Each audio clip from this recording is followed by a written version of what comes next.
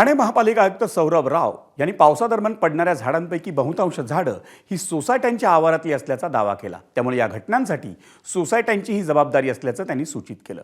आयुक्तांच्या या वक्तव्याला मनसेकडून तीव्र आक्षेप घेण्यात आला। मनसेचे ठाणे जिल्हाध्यक्ष अविनाश जाधव यांनी सोसायट्यांकडे झाडांची छाटणी करण्याची यंत्रणा आहे का असा सवाल उपस्थित केला।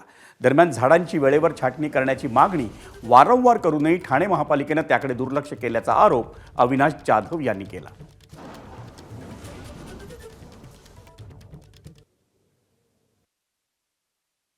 किंवा फांदे आपले पडत आहेत ते दोन ठिकाणावर किंवा दोन स्वरूपचे लोकेशन्सवर पडत आहेत। एक सोसायटीचे आतमधले जे झाडे आहेत त्याचं दायित्व महानगरपालिका युजली स्वीकार करत नाही, कारण तो इंटरनल संपत्ती असते महापालिकेचे हद्दीबाहेर जे असतात आणि त्याच्यासाठी सोसायटी त्याचा मेंटेनन्स करते आणि ही जे घटना होत आहे त्यापैकी मेजॉरिटी तिथली आहे। मी असं म्हणत नाही की जे मेन रोडवर किंवा महानगरपालिकाच्या हद्दीत झाडं पडत नाही, निश्चितरित्या तिथे पडत आहेत।